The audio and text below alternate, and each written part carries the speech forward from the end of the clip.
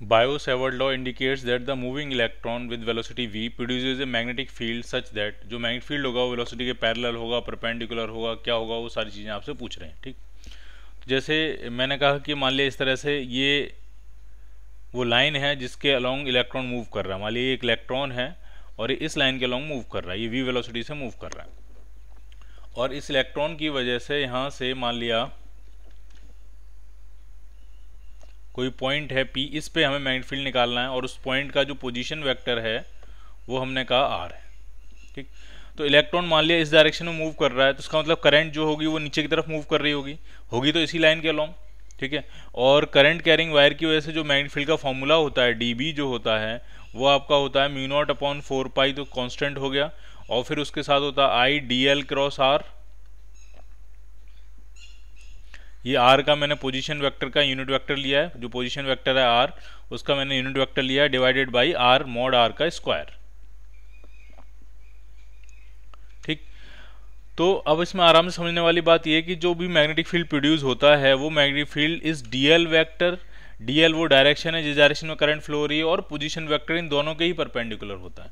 अब अगर इलेक्ट्रॉन ऊपर की तरफ जा रहा है तो करंट नीचे की तरफ आ रही होगी, तो करंट का वेक्टर तो हो जाएगा इस लाइन के अलोंग, और ये होगा पोजीशन वेक्टर, तो मैग्नेटिक फील्ड इन दोनों के ही परपेंडिकुलर होगा। इसका मतलब मैग्नेटिक फील्ड की जो डायरेक्शन है वो वेलोसिटी के भी परपेंडिकुलर होगी, और मैग्नेटिक फील्ड की डायरेक्शन इस पोजीशन वेक्टर के भी परपेंडिकुलर होगी। सो your answer is A part.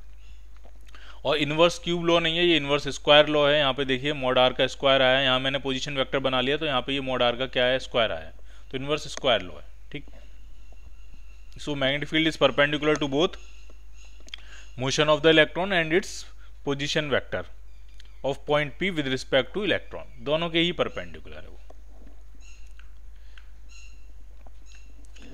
A current flows in a conductor from east to west, current जो है वो ईस्ट से वेस्ट जा रही है और मैग्नेटिक फील्ड की डायरेक्शन पूछ रहे हैं अबव द कंडक्टर। ठीक है, तो ड्रॉ करेंगे पहले इसको।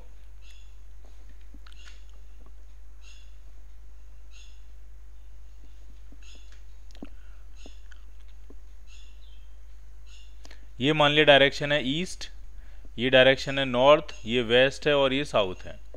जो करंट है वो कहाँ से कहाँ जा रही है, ईस्ट से कहाँ जा रही है, वेस्ट की तरफ जा रही है। ये करंट की डायरेक्शन है। तो अगर आप यहाँ खड़े होकर देखोगे तो आपको ऐसा समझ में आएगा कि करंट है इनवर्ड्स, और जब करंट इनवर्ड्स होते हैं तो मैग्नेटिक फील्ड लाइंस होती हैं क्लॉकवाइज, तो आपको मैग्नेटिक फील्ड लाइंस क्लॉकवाइज समझ में आएंगी इस तरह से।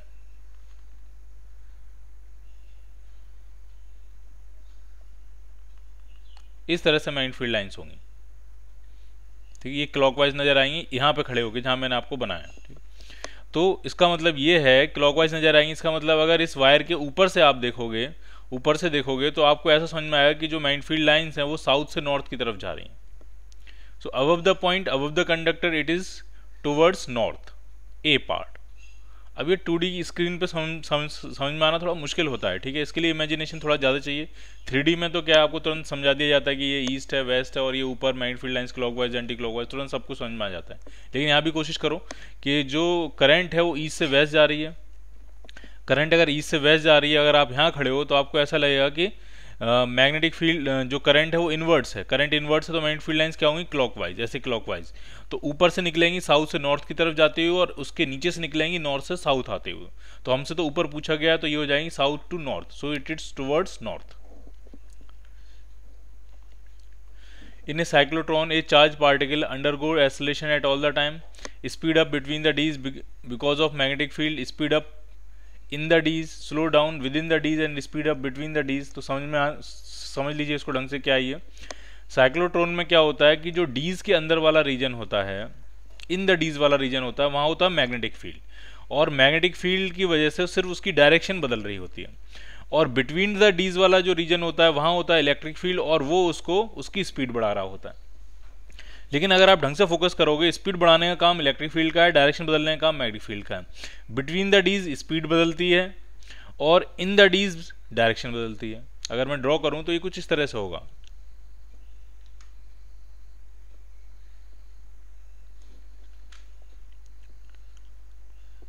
ये मान लिया एक डी ये है और एक डी ये है, इसके बीच में एक अल्टरनेटिंग इलेक्ट्रिक फील्ड लगा होता है, और डीज के अंदर वाले रीजन में मैग्नेटिक फील्ड होता है। इस तरह से सिचुएशन, ठीक। तो जब चार्ज पार्टिकल मूव करता है, जब ये मान लिया ये वाली प्लेट पॉजिटिव है, ये वाली प्लेट मैंने मान लिया निगेटिव है और ये वाली प्लेट पॉजिटिव है, इलेक्ट्रिक फील्ड जो है वो इस डायरेक्शन में है। तो एक चार्ज पार्टिकल आपने रिलीज किया तो हो सकता है वो इस तरह से जाए, तो ये एसलेट करेगा positive charge particle electric field की वजह से, तो इसकी स्पीड बढ़ेगी। फिर जैसे ही मैग्नेटिक फील्ड में पहुंचेगा ये, तो मैग्नेटिक फील्ड में पहुंचेगा तो ये इसकी डायरेक्शन घूमेगी। तो मैग्नेटिक फील्ड इसमें डायरेक्शन बदल रहा होता है, इलेक्ट्रिक फील्ड इसमें स्पीड बदल रहा होता है, लेकिन वेलोसिटी तो दोनों केस में बदल रही है। वेलोसिटी तो डायरेक्शन बदलने से भी बदलती है और मैग्नीट्यूड बदलने से भी बदलती है। तो इसका आंसर बनेगा it undergoes acceleration all the time, whether it is under the influence of electric field और under the influence of magnetic field. Acceleration इसका हर वक्त होता रहेगा, क्योंकि एक बदल रहा है स्पीड और एक बदल रहा है डायरेक्शन, ठीक। तो आंसर क्या बनेगा इसका ए पार्ट। बाकी और आंसर देख लेते हैं। Speed up between the dees because of magnetic field, speed up between the dees तक तो ठीक है, लेकिन बिकॉज ऑफ मैग्नेटिक फील्ड की वजह से गलत है। स्पीड बढ़ रही है लेकिन वो किसकी वजह से, इलेक्ट्रिक फील्ड की वजह से। सी पार्ट के बारे में पढ़ते हैं। स्पीड अप इन द डीज, डीज के अंदर स्पीड अप नहीं होगा, डीज के अंदर तो सिर्फ डायरेक्शन बदल रही है due to magnetic field, speed up नहीं हो रहा है, ठीक। D part slows down within the D, slow down का कोई चक्कर ही नहीं है, मैग्नेटिक फील्ड कोई वर्क नहीं करता है, ना वो स्पीड अप करता है ना वो स्लो डाउन करता है, ठीक। तो ये बाकी तीनों क्या हो गए आपके, गलत हो गए। An electron is projected with uniform velocity along the axis of a current carrying solenoid. Current carrying solenoid के एक्सिस के अलोंग आपने इलेक्ट्रॉन को प्रोजेक्ट किया है, क्या होगा ये पूछ रहे हैं, ठीक है। तो जरा समझिए, सोलेनॉइड बनाते हैं एक, मान लिया करंट कैरिंग सोलेनॉइड है और ये इसकी एक्सिस है।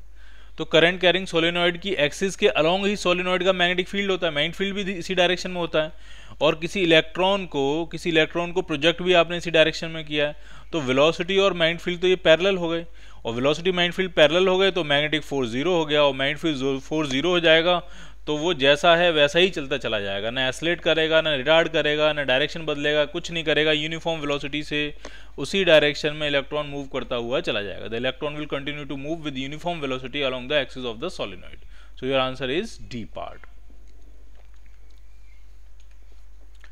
A proton is moving along the negative direction of x-axis in a magnetic field directed along the positive direction of y-axis, ठीक है। एक प्रोटॉन है वो एक्स एक्सिस की नेगेटिव डायरेक्शन में मूव कर रहा है और मैग्नेटिक फील्ड जो है वो पॉजिटिव वाई डायरेक्शन में है। तो किस डायरेक्शन में डिफ्लेक्ट होगा ये पूछ रहे हैं, तो ड्रॉ करते हैं इसको। जैसे मान लीजिए ये एक्स वाई डायरेक्शन है, तो इलेक्ट्रॉन है ये, सॉरी प्रोटॉन है, पॉजिटिव चार्ज है, किधर मूव कर रहा है, negative direction of x axis, इधर मूव कर रहा है, और पॉजिटिव वाई डायरेक्शन में है मैग्नेटिक फील्ड। तो फोर्स अगर हम निकालेंगे तो फोर्स का फॉर्मूला होता है क्यू वी क्रॉस वी, ठीक।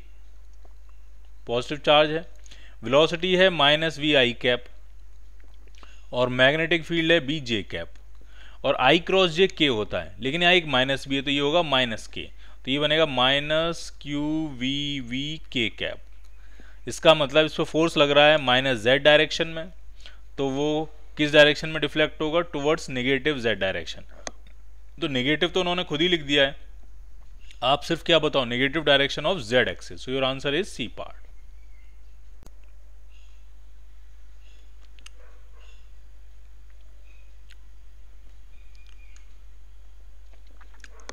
Late epsilon naught denote the permittivity of vacuum and mu naught that of permeability of the vacuum।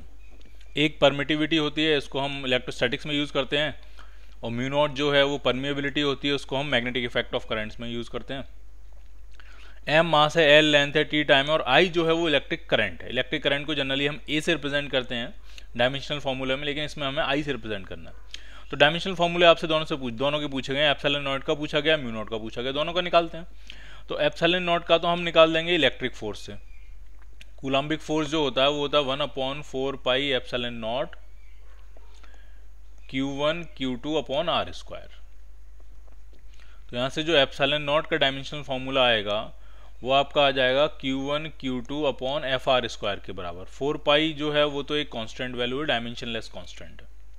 तो चलो इसकी सारी वैल्यू डालते हैं और निकालते हैं क्या बनेगा। चार्ज जो होता है वो करंट इंटू टाइम होता है, तो करंट आई और टाइम टी का square I2 T2 upon force क्या होता है, फोर्स होता है ML टी माइनस टू, ये फोर्स हो गया, और आर स्क्वायर बनेगा एल स्क्वायर। तो ये आपका बनने वाला है M minus one L minus three और टी फोर और आई के साथ क्या है 2। तो ये फॉर्मूला डायमेंशनल फॉर्मूला आया आपका एप्सिलॉन नॉट का। तो एप्सिलॉन नॉट का ही मैच कर गया ये आंसर बी पार्ट आपका मैच कर गया। देख लीजिए ढंग से इसको, एम माइनस वन है, एल माइनस थ्री है, टी माइनस फोर है और आई माइनस टू है। तो बी पार्ट आपका आंसर मैच कर गया। क्लियर। म्यू नॉट भी निकाल लेते हैं, ठीक है। म्यू नॉट मैच नहीं करेगा लेकिन म्यू नॉट भी निकाल लेते हैं। म्यू नॉट हम कैसे निकालेंगे, तो म्यू नॉट हम निकालेंगे फोर्स पर यूनिट लेंथ के फॉर्मूले से निकाल सकते हैं हम। फोर्स पर unit length between two current carrying wires जो होता है वो होता है mu naught upon 2 pi mu naught I1 I2 upon 2 pi R या 2 पाई डी। तो यहाँ से जो म्यू नॉट का डायमेंशनल फॉर्मूला आएगा वो आ जाएगा एफ, ये डी और ये लेंथ, ये डी और लेंथ आपस में कैंसिल आउट हो जाएंगे क्योंकि इनकी डायमेंशन जो है वो दोनों की सेम होगी। तो ये सिर्फ एफ बचेगा और एफ अपॉन क्या बचेगा, ये एफ इंटू 2 पाई तो डायमेंशनलेस कांस्टेंट है अपॉन I1 इंटू I2। तो एफ कितना होगा, तो एफ हो जाएगा ml t माइनस टू और नीचे I1 जो होगा वो करंट इंटू टाइम होगा, तो ये हो जाएगा I square T square. So it is ml t minus 4 I minus 2। ये डायमेंशनल फॉर्मूला आया आपका म्यू नॉट का, ml t minus 4 I minus 2। कोई भी आंसर नहीं है ml, यहाँ अगर t माइनस 4 होता तो ये वाला आंसर भी मैच कर गया होता, ठीक है। तो ml t minus 4 I minus 2 answer तो एक ही मैच करेगा, तो बी पार्ट आपका सही आंसर हो जाएगा।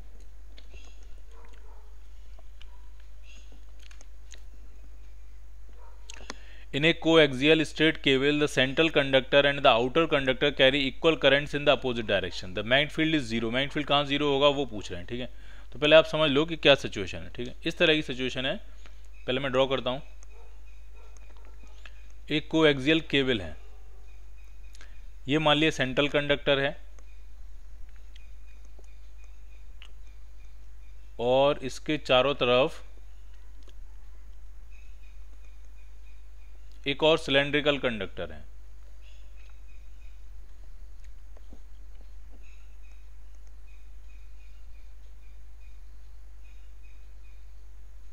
इस तरह से, ठीक है। ये सिलेंड्रिकल कंडक्टर है, अगर इसमें करंट आई करंट ऊपर की तरफ जा रही है तो ये जो सिलेंड्रिकल हॉलो सिलेंड्रिकल कंडक्टर है उसमें आई करंट कहाँ जा रही है, नीचे की तरफ जा रही है। तो ये पूछ रहे हैं मैग्नेटिक फील्ड कहाँ जीरो होगा। तो अगर आप इन दोनों रीजन के बिल्कुल बाहर यहाँ देख रहे होगे, यहाँ पे मान लिया आप इस पॉइंट पे देख रहे हो, पॉइंट ए पे, तो होगा क्या कि जो सेंट्रल कंडक्टर है उसकी करंट तो सेंटर में कंसंट्रेट है ही, बाकी ये जो हॉलो सिलेंड्रिकल कंडक्टर है इसकी करंट भी सेंट्रल एक्सिस पे ही जाके कंसंट्रेट हो जाएगी, ठीक। और उन दोनों की नेट की वजह से यहाँ पे ए पे मैग्नेटिक फील्ड बनेगा। तो ये करंट ऊपर की तरफ है और ये करंट आई नीचे की तरफ है, तो जब ये भी जाके सेंट्रल एक्सिस पे कंसंट्रेट हो जाएगी तो सेंट्रल एक्सिस पे एक करंट ऊपर होगी एक करंट नीचे होगी, नेट करंट जीरो हो जाएगी। और नेट करंट अगर जीरो हो जाएगी तो पॉइंट ए पे मैग्नेटिक फील्ड क्या हो जाएगा, जीरो हो जाएगा। So outside the outer conductor जो होगा वो मैग्नेटिक फील्ड क्या होगा, zero, outside the cable. So your answer is A part. Clear. इस रीजन में यहाँ पूछा जाएगा मैग्नेटिक फील्ड कहाँ होगा, तो यहाँ मैग्नेटिक फील्ड अंदर की तरफ होगा, दोनों की वजह से, ठीक है। अगर आप दोनों पे फोकस करोगे तो दोनों की वजह से अंदर की तरफ होगा। इस रीजन में पूछा जाएगा कहाँ होगा, तो इस रीजन में दोनों की वजह से कहाँ होगा, बाहर होगा। बेसिकली मैग्नेटिक फील्ड लाइंस जो होंगी वो इस तरह से सर्कुलर होंगी।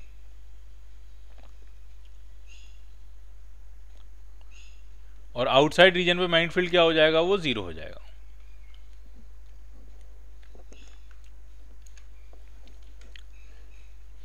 A current carrying circular loop of radius r is placed in the xy plane with the center at the origin. xy plane में current carrying loop रखा है और center कहाँ है, origin पे। Half of the loop with x is greater than 0 is now bent so that now lies in the yz plane, ठीक है। अब जरा समझना, ये 3 डायमेंशनल सेटअप है।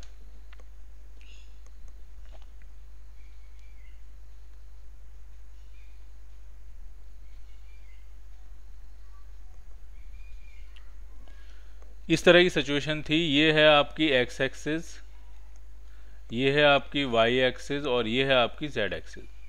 और जो लूप रखा हुआ था वो एक्स वाई प्लेन में रखा हुआ था और आधा लूप बेंड किया ताकि अब वो वाई जेड प्लेन में आ गया, ठीक है।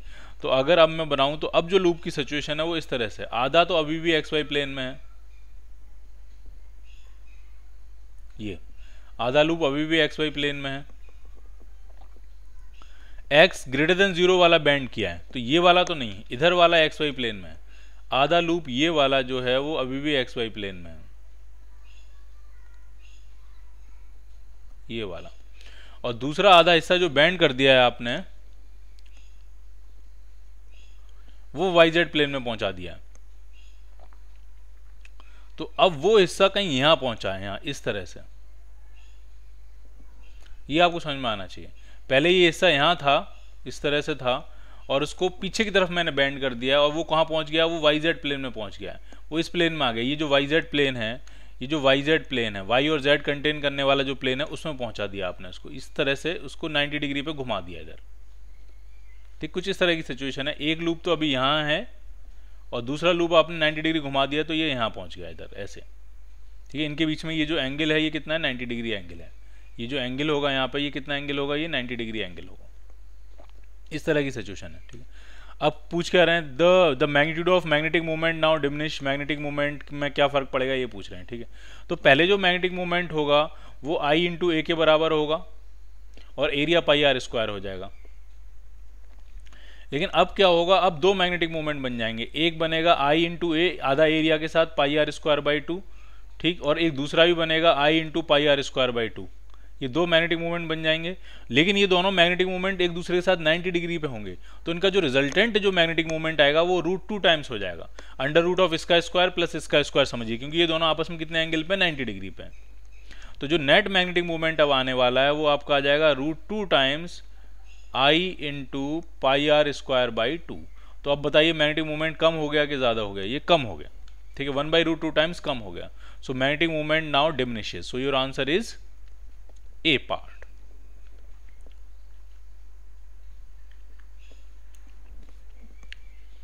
A particle of charge q and mass m moves in a circular orbit of radius r with angular velocity omega.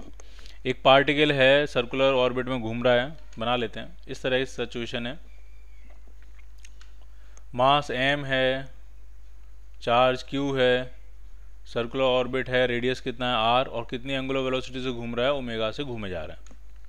The ratio of the magnitude of its magnetic movement to that of its angular movement, angular momentum और magnetic movement का ratio पूछा गया। तो जब इस तरह की situation होती है, हम फॉर्मूला ही बना सकते हैं और एक बार करके भी देख सकते हैं, एक बार कर लेते हैं।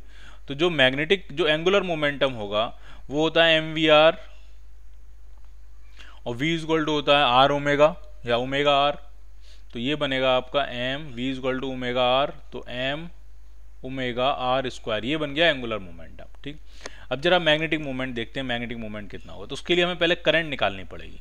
तो चार्ज घूम रहा है ओमेगा से, तो चार्ज अपॉन टाइम पीरियड होता है 2 पाई बाई ओमेगा, ये बन गई करंट, q बाई टी की वैल्यू डाल दी 2 पाई बाई ओमेगा, तो ये बन गई करंट। अब करंट पता लगी तो मैग्नेटिक मूवमेंट लिखना बहुत आसान है, कैपिटल M, और वो होता है आई इंटू ए, एरिया कितना होगा, पाई R square.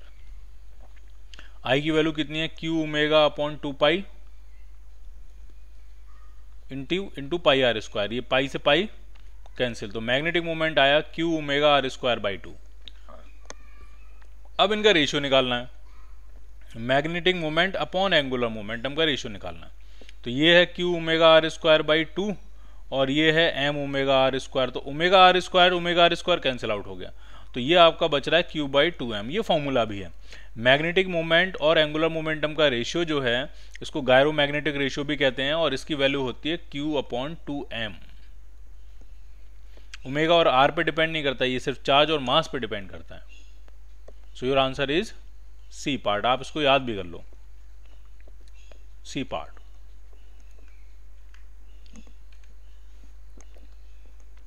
The maximum energy of a deuteron coming out of a cyclotron is 20 million electron volt. The maximum energy of proton की maximum energy पूछ रहे हैं कि कितनी होगी। ठीक है, तो जरा समझिए, रेडियस जो होती है, मैक्सिमम रेडियस साइक्लोट्रॉन की, मान लिया मैक्सिमम रेडियस कैपिटल R है, तो इसी पे मैक्सिमम काइनेटिक एनर्जी डिपेंड करेगी, रेडियस पे। ठीक है, कैसे समझिए जरा देखिए, रेडियस का जनरल फॉर्मूला क्या होता है रेडियस का, तो ये होता है under root 2mk upon QB। ठीक है, mv अपॉन QB, और mv को हम मोमेंटम को लिखते हैं under root 2mk upon QB। तो यहाँ से अगर मैं काइनेटिक एनर्जी निकालूंगा तो ये आपकी आ जाएगी q² B square R square upon 2m।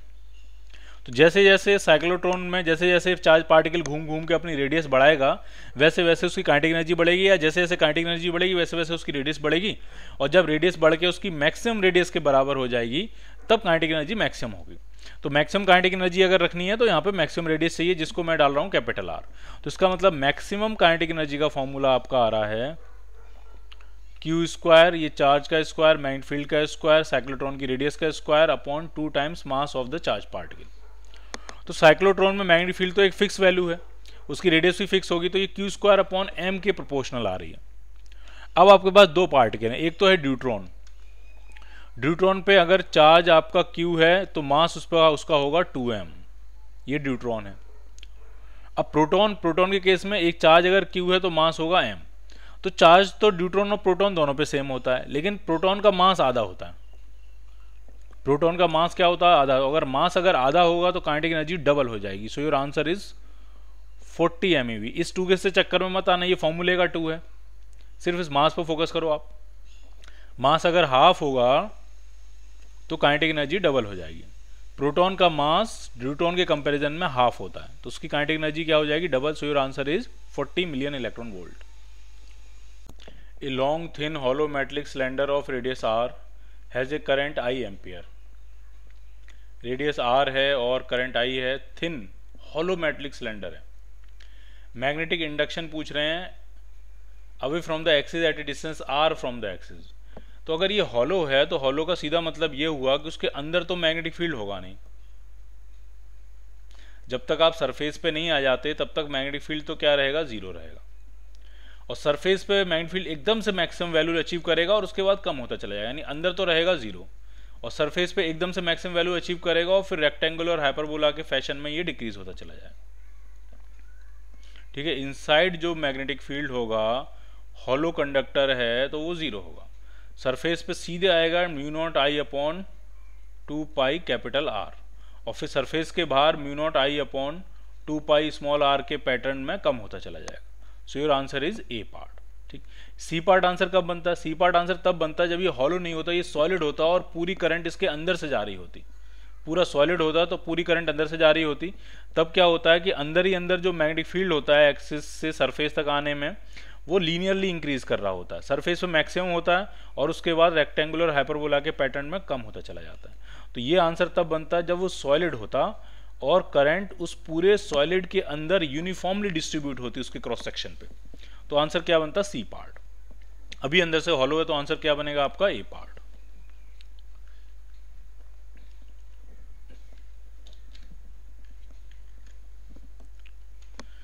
In hydrogen atom and electron is revolving in orbit, radius दी है और सबको रोटेशन की स्पीड दी है 6.6 इंटू 10⁻15 रोटेशन पर सेकेंड। तो इसको हम ओमेगा में कन्वर्ट कर लेंगे, इसमें 2 पाई से मल्टीप्लाई करेंगे तो क्या बन जाएगा? ये ओमेगा। और मैग्नेटिक फील्ड पूछ रहे हैं सेंटर पे कितना मैग्नेटिक फील्ड प्रोड्यूस होगा, तो फॉर्मूला बना लेते हैं। इसमें सिचुएशन ये है कि एक इलेक्ट्रॉन है और वो एक सर्कुलर ऑर्बिट में घूमे जा रहा है, वो रेडियस r है, एंगुलर वेलोसिटी ओमेगा है और चार्ज है मैंने कह दिया q। ये ऐसे v वेलोसिटी से घूमे जा रहा है, ओमेगा से घूम रहा है। तो आपसे पूछा है मैग्नेटिक फील्ड, तो सबसे पहले हम निकालेंगे करंट कितना आएगा। तो करंट आता है q अपॉन टी और टाइम पीरियड का फॉर्मूला होता है 2 पाई बाई ओमेगा। ओमेगा पता है, चार्ज पता है, तो आपको मिल गया करंट। अब एक करंट कैरिंग लूप बन गया और करंट कैरिंग लूप के सेंटर पे जो मैग्नेटिक फील्ड होता है वो होता है mu naught I upon 2r। Clear? आई की वैल्यू डाल देते हैं तो ये हो जाएगा म्यू नॉट अपॉन 2r, तो ये हो गया। और आई की वैल्यू क्या है? q इंटू ओमेगा अपॉन 2 पाई। ठीक, तो ये आया आपका मैग्नेटिक फील्ड। अब वैल्यूज आपको डाल के खुद ही कैलकुलेट करना है। रेडियस आपको पता है, चार्ज आपको पता है और ओमेगा जो दिया है वो रोटेशन पर सेकंड दिया है। तो उसमें करना क्या है? 6.6 इंटू 10⁻15 में 2 पाई से मल्टीप्लाई कर देना और ये बन जाएगा रेडियन पर सेकंड। मल्टीप्लाई करने की आपको जरूरत नहीं पड़ेगी क्योंकि नीचे एक और 2 पाई लिखा हुआ है, वो नीचे वाला 2 पाई आपके ओमेगा के साथ जो 2 पाई है उसको तुरंत के तुरंत क्या कर देगा? कैंसिल आउट कर देगा। ठीक है, तो सारी वैल्यू डालो, आप सॉल्व करो, आपको मैग्नेटिक फील्ड का आंसर मिलेगा। मैग्नेटिक फील्ड को या तो आप टेस्ला में लिख लो या फिर वेवर पर मीटर स्क्वायर में लिखो, एक ही बात है, दोनों ही ऐसा यूनिट है। टेस्ला भी ऐसा यूनिट है और वेवर पर मीटर स्क्वायर भी ऐसा यूनिट है, दोनों एक ही बात है, दोनों बराबर ही होते हैं।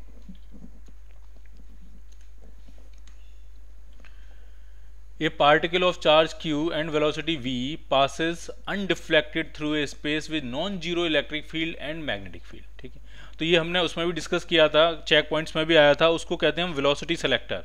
उसमें एक इलेक्ट्रिक फील्ड भी होता है, एक मैग्नेटिक फील्ड भी होता है, और वो इस तरह से अरेंज होते हैं, उनकी वैल्यू इस तरह से सेट होती हैं ताकि एक v वेलोसिटी से जाने वाला चार्ज पार्टिकल अनडिफ्लेक्टेड चला जाता है। एक उस पर इलेक्ट्रिक फोर्स लगता है, एक मैग्नेटिक फोर्स लगता है, दोनों इक्वल एंड अपोजिट होते हैं, तो नेट फोर्स जीरो हो जाता है। तो एक बार वही डायग्राम हम फिर से रिपीट करेंगे। देखिए,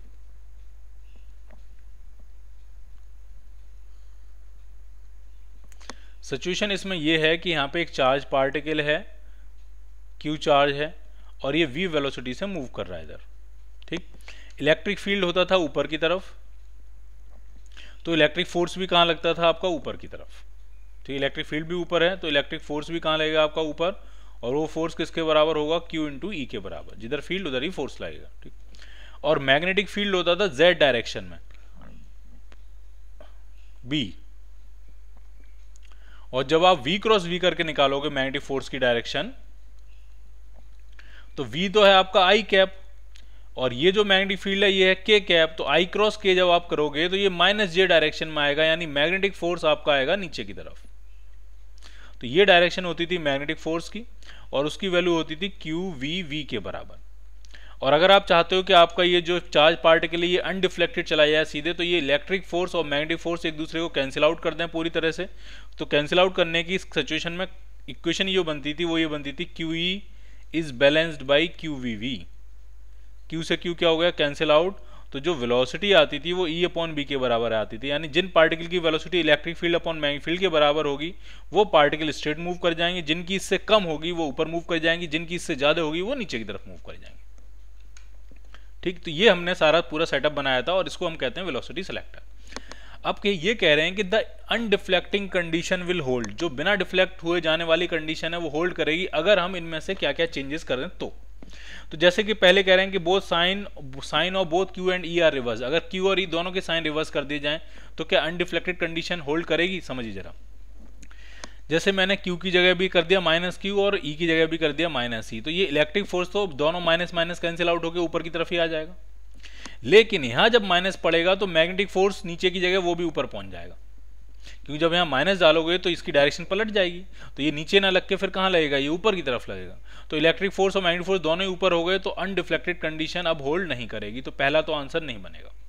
चलो अब दूसरा करते हैं, कह रहे हैं sign of Q and B are reverse, Q और B को रिवर्स करेंगे तो क्या होगा। तो जरा समझिए, अगर आपने Q को रिवर्स किया तो इलेक्ट्रिक फोर्स ऊपर की जगह ना होकर नीचे पहुंच जाएगा, क्योंकि Q रिवर्स कर दिया। और मैग्नेटिक फील्ड को रिवर्स करोगे तो जब आप B क्रॉस B करोगे तो मैग्नेटिक फोर्स ऊपर पहुंच जाएगा, यानी ये कंडीशन तो हो सकती है। अगर आपने चार्ज को रिवर्स किया, सॉरी एक मिनट, चार्ज को भी तो रिवर्स किया, तो दोनों ये भी नहीं बनने वाली। कैसे, समझिए, आपने चार्ज को रिवर्स किया तो इलेक्ट्रिक फोर्स ऊपर ना हो गया नीचे हो गया, लेकिन मैग्नेटिक फोर्स में क्या होगा, तो मैग्नेटिक फोर्स में आपने चार्ज भी रिवर्स किया और मैग्नेटिक फील्ड भी रिवर्स किया, दोनों ही रिवर्स किए, तो यहाँ कैंसिल आउट हो जाएगा ये। इसका मतलब इलेक्ट्रिक फोर्स भी नीचे आ गया और मैग्नेटिक फोर्स भी नीचे आ गया, तो ये पॉसिबल नहीं हो पाएगा, ना ए पॉसिबल है ना बी पॉसिबल है। अब जरा कहते हैं सी पार्ट, कह रहे हैं कि both B and E are change in magnitude but keeping the product of B into E constant. B into E का प्रोडक्ट हमें नहीं सेम चाहिए, हमें उनका रेशियो सेम चाहिए। अगर वही वेलोसिटी आप चाहते हो, उसी वेलोसिटी से मूव करने वाला चार्ज पार्टिकल अनडिफ्लेक्टेड जाए, तो ई अपॉन उसकी वैल्यू, उसकी वेलोसिटी की वैल्यू ई अपॉन बी के बराबर होती है। अगर ई को डबल कर दो तो बी को भी डबल कर दो, ई को हाफ करो तो बी को भी हाफ करो। ई डबल किया तो मैग्नेटिक इलेक्ट्रिक फोर्स डबल हो गया, तो बी डबल किया तो मैग्नेटिक फोर्स भी डबल हो गया, यानी इनका रेशियो हमें सेम रखना है। ठीक है, हमें रेशियो सेम रखना है, उनका प्रोडक्ट सेम नहीं रखना है, तो आपका सी आंसर भी नहीं बनेगा। अब आते हैं डी पार्ट में, both B and E are double in magnitude, कोई फर्क नहीं पड़ेगा, बिल्कुल सही है। ई को डबल करोगे तो इलेक्ट्रिक फोर्स डबल हो जाएगा, इधर बी को डबल करोगे, मैग्नेटिक फील्ड को डबल करोगे तो मैग्नेटिक फोर्स डबल हो जाएगा, और दोनों ही डबल हो जाएंगे तो फिर से कैंसिल आउट हो जाएंगे, और फिर से ये अनडिफ्लेक्टेड कंडीशन होल्ड हो जाएगी। सो your answer is D part. ठीक है, तो ये काफी इंपॉर्टेंट क्वेश्चन है, तो इसको आपको ढंग से समझ लेना है, और ये चारों ऑप्शन जो हैं वो एक बार फिर से अपने खुद से डिस्कस करके देख लेने हैं कि ये आपको समझ में आ गए हैं कि नहीं आ गए।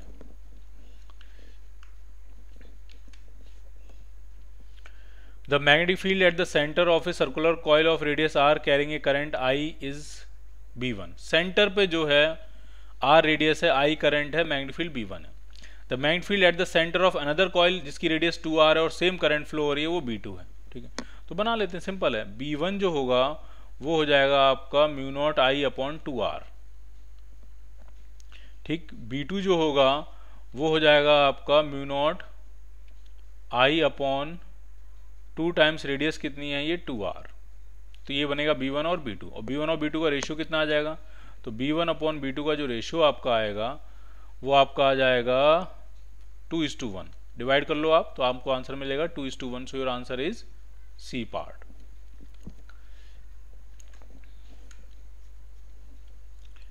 Three long straight wire A B and C are carrying current as shown in figure. 3 long straight wire हैं, ए है, एक बी है और एक सी है, और इसमें करंट कुछ इस तरह से बनाएंगे। ए में करंट नीचे जा रही है 1 एम्पियर, बी में भी नीचे जा रही है 2 एम्पियर और सी में ऊपर जा रही है 3 ampere.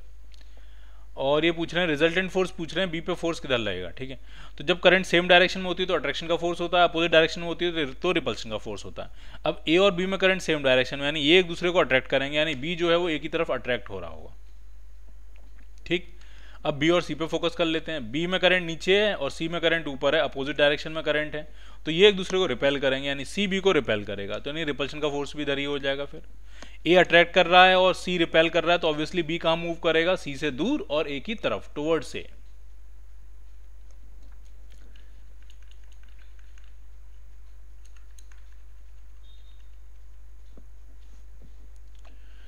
A wire of length 2 meter carries a current of 1 ampere is bent to form a circle. Magnetic moment पूछ रहे हैं उस कॉइल का कितना होगा। लेंथ थी 2 मीटर, तो लेंथ से हम रेडियस निकाल सकते हैं, क्योंकि वही लेंथ से कॉइल बना दी है, लूप बना दिया, तो length is equal to 2πr। तो रेडियस आपकी बन गई, लेंथ 2 मीटर थी तो इस 2 से ये 2 कैंसिल आउट हो गया, रेडियस बन गई 1/π मीटर। करंट कितनी फ्लो हो रही है 1 एम्पियर। तो आपसे मैग्नेटिक मोमेंट पूछ रहे हैं, तो मैग्नेटिक मोमेंट हो जाएगा I इंटू ए, एरिया होगा πr²। करंट आपकी 1 एम्पियर है, पाई और r जो है वो 1/π है, इसको स्क्वायर करेंगे तो 1/π²। तो मैग्नेटिक मोमेंट आपका आ गया 1/π। So your answer is D part.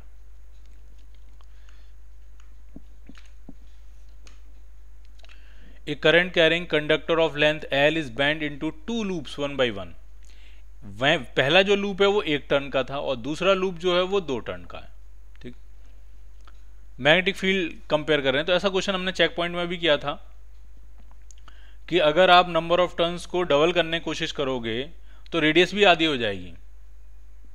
ठीक, मैग्नेटिक फील्ड का अगर मैं फॉर्मूला लिखूं, मैग्नेटिक फील्ड का फॉर्मूला होगा mu naught I upon 2r into N. अब एक केस में तो आपने 1 टर्न का लूप बनाया है, एक केस में आपने क्या किया, 1 टर्न का लूप बनाया है, तो बड़ा लूप बनेगा वो। और दूसरे केस में आपने इसी का छोटा लूप बनाया लेकिन 2 टर्न बनाए हैं। जब आप 2 टर्न लगाओगे तो एक तो लूप छोटा हो जाएगा, रेडियस आधी हो जाएगी, लेकिन नंबर ऑफ टर्न्स 2 हो जाएंगे। ठीक है, तो यहाँ क्या फर्क पड़ने वाला है इस फॉर्मूले में वो आप समझिए। देखिए यहाँ फर्क ये पड़ेगा कि रेडियस हो जाएगी आधी और नंबर ऑफ टर्न्स डबल हो जाएंगे। तो r की जगह r/2 डालोगे और n की जगह 2 डालोगे तो मैग्नेटिक फील्ड 4 गुना हो जाएगा। रेडियस आधी, number of turns double, so magnetic field will be 4 times. तो b dash is equal to 4 times b, या पहले अगर b डैश है, फर्स्ट लूप कह रहे हैं 1 टर्न का है और सेकंड लूप कह रहे हैं 2 टर्न का है, तो सेकंड वाले केस का जो मैग्नेटिक फील्ड होगा वो पहले वाले केस का 4 गुना हो जाएगा। So b dash is equal to 4b। A part.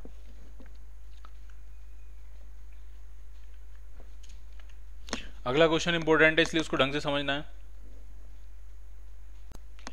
2 charge particles traverse identical helical path in a completely opposite sense in a uniform magnetic field B equal to V nought K cap.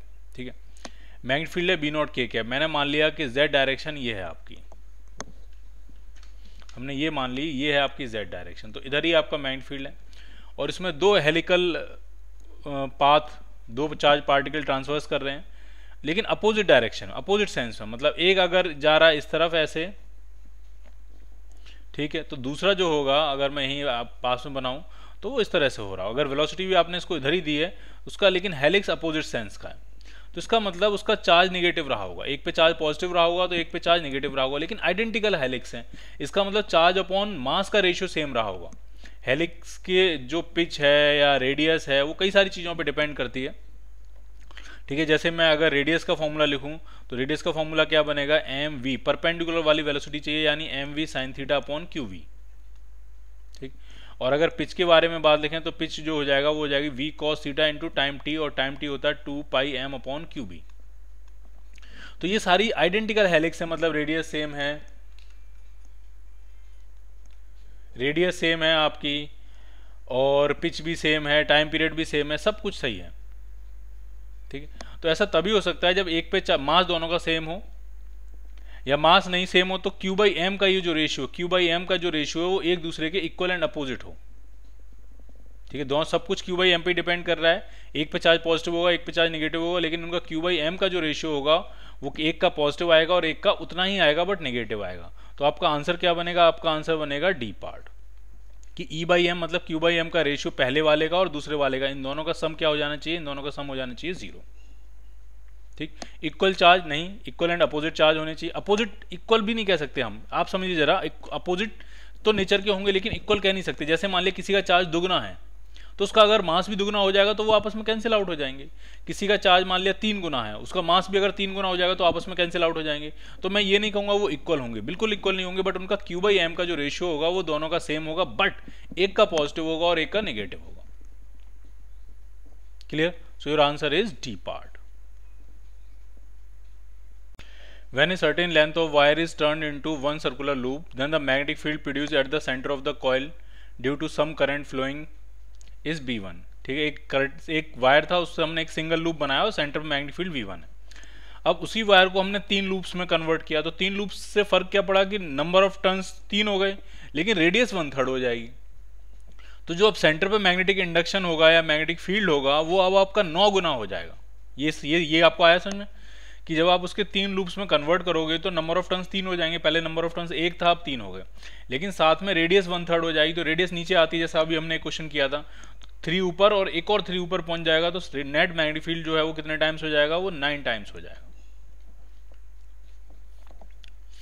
A long solenoid carrying a current I is placed with its axis vertical as shown in a figure। एक long solenoid है, इसमें I current flow हो रही है, और एक particle जो है जिसका मास m है, चार्ज q है, उसको हमने टॉप से रिलीज किया। एसलेशन जो है वो g है।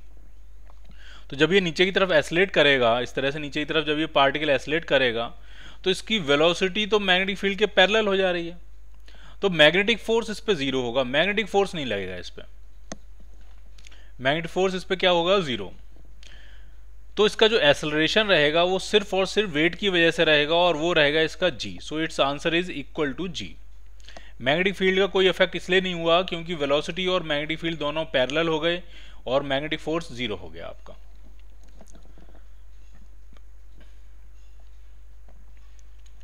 अगला क्वेश्चन करना है, और ये अच्छा सा क्वेश्चन है, ढंग से देखना है इसको।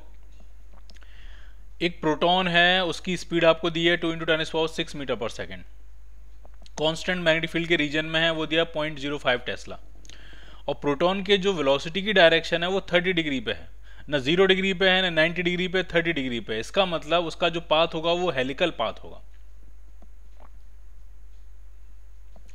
When you look along the direction of the field, then the path is the circle projected on a plane perpendicular to the magnetic field।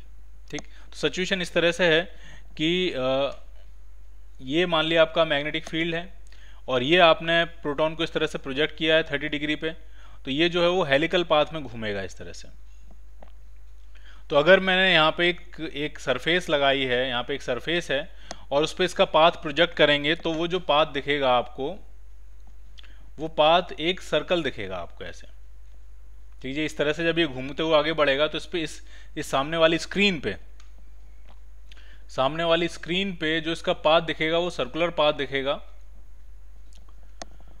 और पूछ ये रहे हैं कि how far will the proton move along the direction of B when 2 projected circles have been completed. जब वो 2 circle complete हो जाते हैं तो वो कितना आगे बढ़ जाएगा। बेसिकली आपसे 2 टाइम्स पिच पूछी गई है, क्योंकि एक सर्कुलर मोशन कंप्लीट होने में जितना वो आगे बढ़ जाता है उसको हम पिच कहते हैं। अब इसमें कह रहे हैं 2 प्रोजेक्टेड सर्कल अगर कंप्लीट हो जाएंगे, प्रोजेक्शन में अगर 2 बार ऐसे ऐसे घूम जाएगा तो वो कितना आगे बढ़ गया होगा अलोंग द मैग्नेटिक फील्ड। तो 2 टाइम्स पिच पूछी गई है, और पिच की वैल्यू जो होती है वो होती है v cos theta into time period. Time period होगा 2 पाई m अपॉन क्यू बी। अब यहाँ से ढंग से समझिए, आपके पास वेलोसिटी है, आपके पास एंगल है, आपको प्रोटॉन का मास पता होता है, चार्ज पता होता है और मैग्नेटिक फील्ड भी दिया है। तो ये सारी वैल्यूज आप डालिए, सॉल्व कीजिए, आपको आंसर मिलेगा।